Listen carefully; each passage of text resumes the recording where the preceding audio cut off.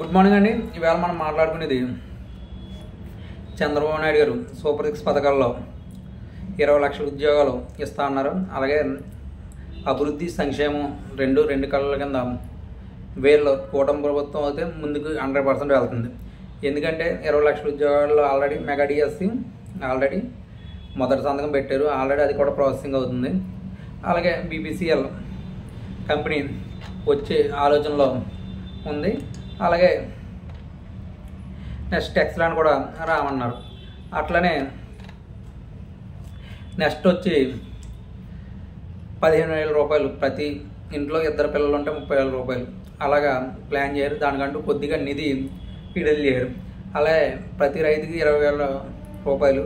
అలాగే ఆ 20,000 రూపాయల్లో ఆల్రెడీ సెంట్రల్ గవర్నమెంట్ కొద్దిగా అమౌంట్ ఇచ్చింది. 2,000 ఎంత ఇచ్చింది. అలాగే ప్రతి ఇంటికి ఉచిత గ్యాస్ సిలిండర్లు ఆల్రెడీ దీపావళి నుంచి స్టార్ట్ చేశారు. అలాగే ప్రతి మహిళకి 18 నుంచి 65 సంవత్సరాలు ఉంటే 1,500 రూపాయలు ఆల్రెడీ సంక్రాంతి నుంచి స్టార్ట్ చేయడానికి కసరత్తు చేస్తున్నారు. అలాగే మహిళలకు ఉచిత బస్సు సంక్రాంతి తర్వాతే అది ఉంటుంది. అలాగే ఇలాగా దీంట్లో 2 అవుతే 3 అవుతే ఇంకా చేయలేదు. అంటే జగన్ గారు కూడా వచ్చిన వెంటనే చేయలేదు. ఆయన కూడా 19 వస్తే 20లోనే అమౌంట్ ఇచ్చారు. అలాగే వీళ్ళు కూడా మద్యం రేట్లు తగ్గిస్తూ ఉన్నారు. అలాగే బ్రాండ్లు పాత బ్రాండ్ వచ్చాయి, కానీ మద్యం రేట్లు అయితే వీళ్ళు తగ్గించలేదు. పాత బ్రాండ్ రేట్లే ఉన్నాయి. అలాగే బడ్జెట్లో తల్లికి వందనానికి మాత్రం 2,491 కోట్లు ఇచ్చారు.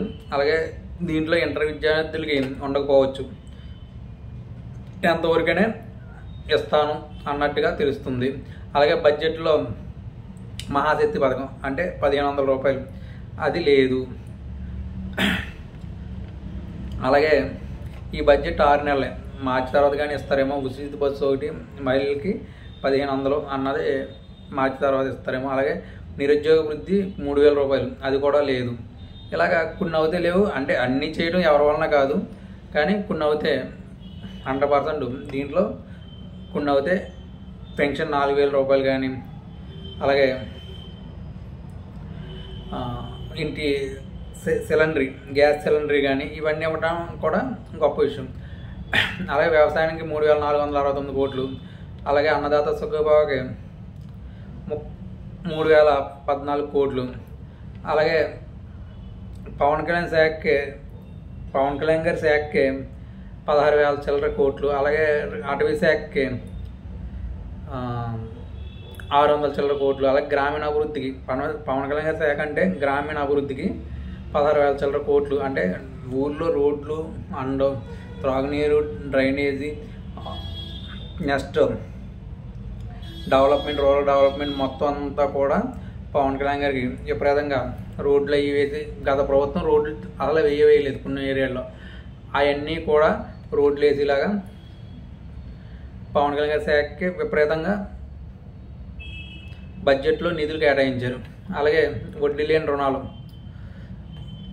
అవి కూడా ఇస్తానని ఎక్కడా చెప్పలేదు. అలాగే బడ్జెట్లో మెయిన్ మాత్రం పవన్ కళ్యాణ్ గారికి మాత్రం ఎక్కువగా అమౌంట్ ఇచ్చారు. ఆయన శాఖలు రెండింటికి ఎక్కువగా అమౌంట్లు ఇచ్చారు. అలాగే 16,000 కోట్లు, 16,739 కోట్లు పవన్ కళ్యాణ్ గారికి పంచాయతీరాజ్ శాఖ. అలాగే అటవీ శాఖకి 687 కోట్లు. అలాగే 2,01,000 రెవెన్యూ వస్తుందని అంచనా. అలాగే అప్పుల చెల్లింపు 24,000 కోట్లు, 24,000 చిల్లర కోట్లు ఇచ్చినట్టు చెప్పారు. అలాగే వార్షిక బడ్జెట్ మాత్రం ఈ 6 నెలలే ఇచ్చారు. పోలీస్ శాఖకి 8,000 చిల్లర. అలాగే బీసీ సంక్షేమానికి 3,000 చిల్లర. అలాగే మైనార్టీకి 4,000 ఇలాగా ఇచ్చారు. కానీ మెయిన్ మాత్రం అభివృద్ధి సంక్షేమం రెండు కళ్ళ కింద ఈ కూటమి ప్రభుత్వం అయితే ముందుకు అయితే వెళ్తుంది.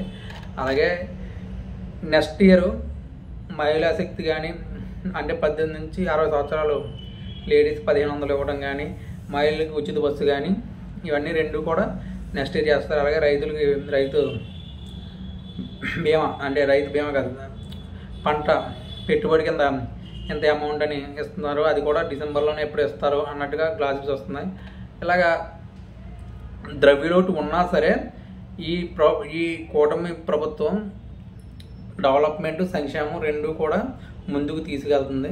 దీంట్లో నో డౌట్, ఎందుకంటే బాగానే చేస్తున్నారు.